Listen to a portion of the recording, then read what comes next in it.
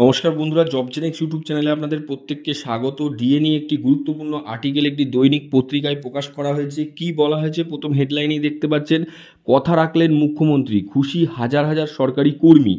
অর্থাৎ এক্ষেত্রে কী কথা রাখলেন মুখ্যমন্ত্রী এবং কি আপডেট পাওয়া যাচ্ছে এই ভিডিওতে আপনাদের সাথে শেয়ার করব। ভিডিওর ডিটেলসে যাওয়ার আগে আপনাদের বলে রাখবো, যারা চ্যানেলে নতুন প্রথমবার ভিজিট করেছেন চ্যানেলটিকে অবশ্যই সাবস্ক্রাইব করে অল বেল আইকনটি বাজিয়ে রাখুন, ভিডিওটি লাইক করে অনেক অনেক শেয়ার করে দিন যাতে জনস্বার্থে সকলের কাছে এই ভিডিওটা পৌঁছে যেতে পারে। তো চলুন দেখে নিই বিস্তারিত কী বলা হচ্ছে। কথা রাখলেন মুখ্যমন্ত্রী, খুশি হাজার হাজার সরকারি কর্মচারী। মুখ্যমন্ত্রী ভোটের আগেই একাধিক প্রতিশ্রুতি দিয়েছিলেন, সেই প্রতিশ্রুতি অনুযায়ী 4% ডিএ রাজ্য সরকারি কর্মীদের অলরেডি ঢুকেছে। কিন্তু রাজ্য সরকারদের কর্মচারীদের এক অংশের দাবি যে কেন্দ্রীয় হারে ডিএ। এক্ষেত্রে বহুবার মুখ্যমন্ত্রী নবান্নে ইতিমধ্যে তাদের মিটিং সেরেছেন অর্থমন্ত্রীর সঙ্গে এবং সূত্র মারফত খবর পাওয়া যাচ্ছে আরও কিছুটা ডিএ ঘোষণা হতে পারে রাজ্যের তরফ থেকে।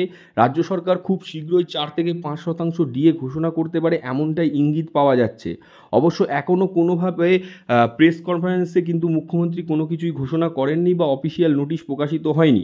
কিন্তু অর্থমন্ত্রী ও অর্থ সচিবের সঙ্গে দীর্ঘকালীন যে মিটিং, সেই মিটিংয়ে এই কথা আলোচনা হয়েছে কিভাবে রাজ্য সরকারি কর্মচারীদের খুশি করা যায় বা তাদের ক্ষোভ অনেকটাই মুকুব করা যায়, সেই দিকে নজর দিচ্ছেন মুখ্যমন্ত্রী। আসন্ন জুলাই মাসের শেষে ডিএ ঘোষণা হতে পারে এমনটাই ইঙ্গিত পাওয়া যাচ্ছে। পুনরায় 4-5% ডিএ ঘোষণা হতে পারে।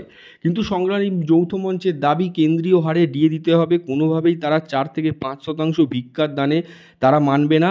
অর্থাৎ কেন্দ্রীয় সরকারি কর্মচারীদের যে হারে ডিএ দেওয়া হচ্ছে সেই অনুযায়ী রাজ্য সরকারি কর্মচারীদের ডিএ দিতে হবে। জুলাই মাসেই রয়েছে ডিএ মামলার শুনানি সুপ্রিম কোর্টে। সেক্ষেত্রে যদি রাজ্য সরকার সুপ্রিম কোর্টে হেরে যায়, রাজ্য সরকারকে পুরো ডিএ মিটিয়ে দিতে হবে। এর আগেও বহুবার মুখ্যমন্ত্রী জানিয়েছেন যে তাদের কাছে টাকা নেই, সেই জন্য রাজ্যের কাছে টাকা নেই, সেই জন্য রাজ্য ডিএ মেটাতে পারছে না। কিছুটা সময় চাওয়া হয়েছে বারবার রাজ্য সরকারি কর্মীদের কাছে। এক্ষেত্রে শোনা যাচ্ছে মুখ্যমন্ত্রী ডিএ মামলার আগেই 4% ডিএ ঘোষণা করবেন এমনটাই আশা করা যাচ্ছে। এবার ডিএ মামলা কোন দিকে গড়ায় সেদিকে নজর থাকবে। তো দেখতে পাচ্ছেন বন্ধুরা, মুখ্যমন্ত্রী কিন্তু বারংবার ডিএ নিয়ে কিন্তু মিটিং সারছেন অর্থমন্ত্রী ও অর্থ সচিবের সাথে এবং ইঙ্গিত করা হচ্ছে যে নবান্নে এই বহুবার মিটিংয়ে অবশ্যই সূত্র মারফত জানা যাচ্ছে যে কিছুটা হলেও ডিএ কিন্তু মুখ্যমন্ত্রী ঘোষণা করতে পারেন পুনরায়। এক্ষেত্রে জুলাই মাসের শেষে কিন্তু পুনরায় 4-5% ডিএ ঘোষণা হতে পারে। অবশ্যই পুরো ডিএ তিনি ঘোষণা করবেন না, কেন্দ্রীয় হারে ডিএ রাজ্য সরকার এখন দিতে নারাজ।